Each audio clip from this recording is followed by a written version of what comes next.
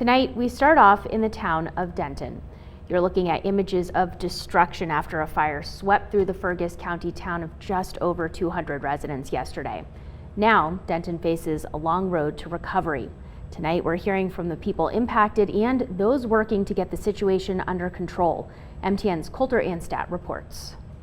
The firefighting effort to put out what remained of Wednesday's devastating fire in Denton was still well underway Thursday. While some people had begun the cleanup process, many others were still trying to figure out how they and so many of their family and friends will move forward.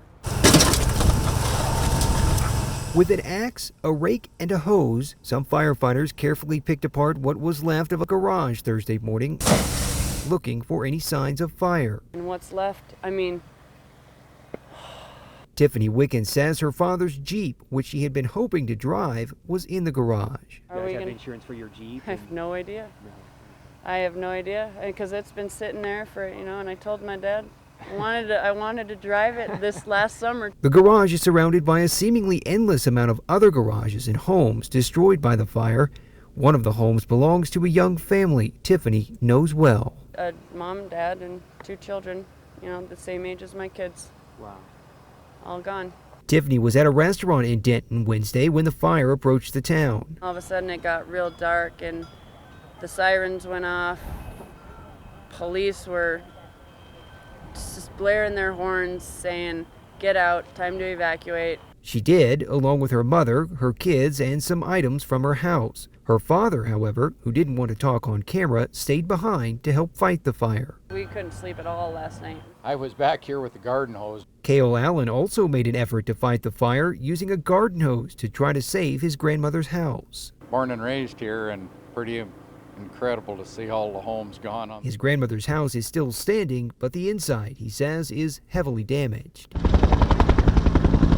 A few blocks away at the Incident Command Center, Denton Fire Chief Mike DEVRIES got emotional as he talked about the fire. That's a small town. We know our neighbors. It's heartbreaking. DNRC County Assist Team Co-Incident Commander Don Pyra says the fire is actually 2 fires, a wildland fire and the structure fires in town. We've got a large number of resources through the Montana Mutual Aid Network and through the normal ordering processes that we do as a wildland fire agency to bring a number of specialized resources, both wildland resources and structure resources, into this fire. Behind me on this football field here in Denton, you can see 2 DNRC helicopters. They were able to get up in the air on Thursday and do some reconnaissance flights to assess the situation after not being able to get up in the air on Wednesday because of weather conditions. The DNRC plans to be here in Denton for at least a few days. In Denton, Coulter Anstadt, MTN News. Thankfully, no one was injured, but still the community has suffered incredible loss.